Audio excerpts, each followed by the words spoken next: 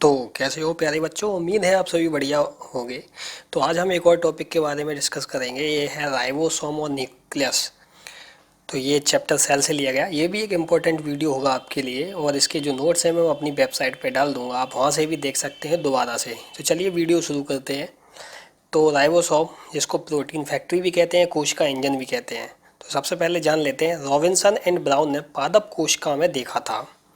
George palette ने इन्हें जंतु कोशिका में देखा तथा इसलिए इन्हें पैलेट गढ़ नाम से भी जाना जाता है तथा इन्हें ही खोज का श्रेय जाता है। याद रखना, जब आपसे कोई पूछे राइबोसोम की खोज किसने की, तो जॉर्ज पैलेट जो है उनको ही टिक करना है, ठीक है। तो प्रोकैरियोटिक तथा यूकैरियोटिक कोशिका दोनों में ही पाए जाते हैं। स्तनधारियों की आरबीसी में यह अनुपस्थित होते हैं, यानी स्तनधारियों की आरबीसी में यह अनुपस्थित यानी कि नहीं पाए जाते। माइटोकॉन्ड्रिया तथा हरित लवक में उपस्थित होते हैं, मतलब इसका इनका जो स्थान है ये माइटोकॉन्ड्रिया तथा हरित लवक जो है उसमें पाए जाते हैं। यह झिल्ली रहित कोशिकांग है। झिल्ली रहित, रहित का मतलब होता है कि इसमें झिल्ली नहीं पाई जाती। अगर हम साइज की बात करें तो 150 से 250 यानी 150 से 250 एंगस्ट्रॉम साइज होता है। राइबोसोम सबसे छोटा कोशिका अंग है, याद रखना। चलो देखते हैं राइबोसोम किससे मिलकर बना है। तो राइबोसोम में R N A plus protein होता है। राइबोसोम में R N A plus protein होता है। आर एन ए को आपको पता ही होगा, राइबोसोमल आर एन ए कहते हैं। राइबोसोम को राइबो न्यूक्लिक प्रोटीन कण भी कहते हैं, क्योंकि इसमें आर एन ए पाया जाता है इसलिए। राइबोसोम का निर्माण केंद्रका में होता है, याद रखना। राइबोसोम जो होता है वो केंद्रका में इसका निर्माण होता है। चलिए अगला देखते हैं। अवसाद गुणांक के आधार पर हम देखते हैं कि राइबोसोम दो प्रकार के हैं, 70S 80S। Prokaryotic mitochondria chloroplast में ये पाया जाता है, और 80S जो है यूकैरियोटिक कोशिका में पाए जाते हैं। आगे देखते हैं 70S में भी दो प्रकार के होते हैं, ये उनकी उपइकाई है, 50S 30S। और यूकैरियोटिक सेल में देखते हैं 80S भी दो प्रकार के हैं, 60S प्लस 40S। इसके नीचे देखते हैं तो ये और निकल के आते हैं, ये सब इसकी उप इकाइयाँ हैं, आपको ये याद करना होगा। हालांकि ये बोर्ड लेवल के एग्ज़ाम में तो इतना नहीं पूछते, लेकिन अगर आप नीट की तैयारी कर रहे हैं या और कोई कम्पिटिटिव एग्ज़ाम की तैयारी कर रहे हो तो ये आपको याद रखना भी इम्पोर्टेंट होगा। ये डायग्राम हालांकि मैं आपको आपको अपनी वेबसाइट पे डाल दूंगा, आप वहाँ से भी देख सकते हो, बाद में नोट्स बना सकते हो।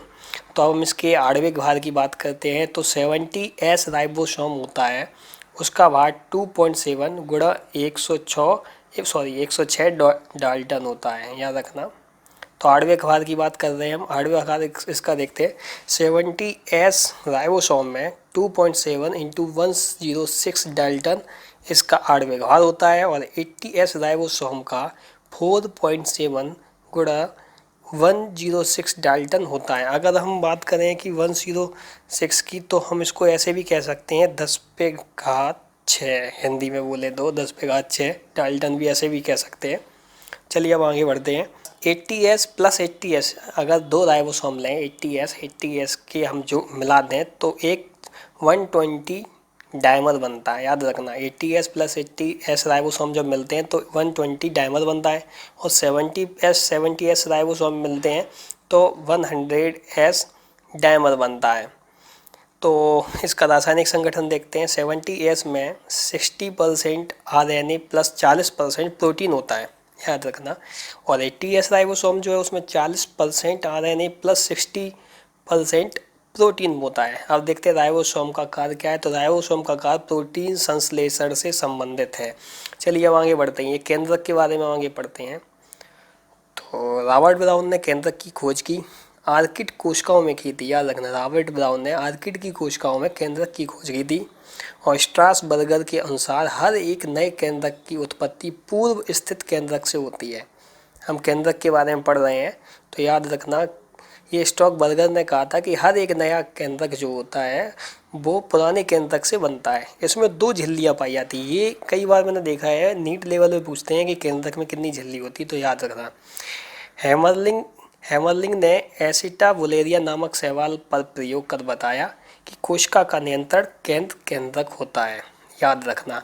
एग्जाम में ये भी पूछते हैं कि हैमरलिंग ने किस पर खोज करके ये बताया केंद्रक कहाँ पाया जाता है, तो ये इसका नियंत्रण केंद्र कहाँ होता है। तो याद रखना, एसिटाबुलेरिया जो एक कोशिकीय है, एक केंद्रीय शैवाल है, मतलब इसमें एक ही केंद्रक पाया जाता है। प्रोकैरियोटिक कोशिका में आद्य केंद्रक होता है जिसे न्यूक्लियोइड कहते हैं। यूकैरियोटिक कोशिका में स्पष्ट केंद्रक उपस्थित होता है। अब एक इसका वो भी याद रखना है आपको, स्तनधारियों की आरबीसी व फ्लोएम की चालनी नलिकाओं में केंद्रक अनुपस्थित होता है, यानी इनमें केंद्रक नहीं पाया जाता है। केंद्रक की कुछ अपवाद भी हैं। ऊंट व लामा में केंद्रक उपस्थित होता है। अगर हम इसकी साइज की बात करें तो 5 म्यू से 30 म्यू इसकी साइज होती है। केंद्रक की आकृति जो होती है गोलाकार भी हो सकता है, अंडाकार भी हो सकता है और लंबवत भी हो सकता है। अब नंबर की बात करें कितने होते हैं केंद्रक, तो मोनोन्यूक्लिएट कंडीशन में एक न्यूक्लियस पर सेल होता है और बिन्यूक्लिएट कंडीशन में 2 न्यूक्लियस पर सेल होते हैं। एग्जाम्पल के लिए पैरामीशियम, अगर हम पैरामीशियम की बात करें तो 2 न्यूक्लियस हर एक सेल में पाए जाते हैं। पॉलीन्यूक्लिएट कंडीशन अगर होती है तो उसमें अनेक केंद्रक होते हैं, जैसे एस्केरिस है, गोलकृमि जिसको कहते हैं। इसमें आप इसमें अनेक केंद्रक पाए जाते हैं। नारियल का पानी जो है हम तुम पीते हैं उसमें भी अनेक केंद्रक पाए जाते हैं। अब इसके रासायनिक संगठन की बात करते हैं कि इसमें क्या क्या होता है, तो प्रोटीन, फास्फोलिपिड, हिस्टोन और नॉन हिस्टोन प्रोटीन तथा डीएनए, आरएनए भी पाया जाता है। ये केंद्रक के अंदर ये सारी चीज़ें पाई जाती हैं। लाइसोसोम या पाचक काय के बारे में हम और जानते हैं। तो इसकी खोज जो है वो क्रिश्चियन डी डुवे ने सर्वप्रथम की थी। इसका व्यास 0.4 म्यू से 0.8 म्यू होता है। लाइसोसोम झिल्लीदार थैले होते हैं जिसमें जल अपघटन एंजाइम अधिक मात्रा में पाए जाते हैं। जंतु कोशिका तथा पादप कोशिका ये दोनों में पाए जाते हैं। याद रखना, लाइसोसोम जो है जंतु तथा पादप दोनों कोशिकाओं में पाए जाते हैं। इन्हें आत्महत्या की थैली कहते हैं क्योंकि ये जैसे जो कोशिकाएं होती हैं डैमेज हो जाती हैं, मर जाती हैं, जो इनका पाचन करती है, ठीक है, डैमेज और मृत कोशिकाओं का पाचन करती है, इसलिए इन्हें आत्महत्या की थैली भी कहते हैं।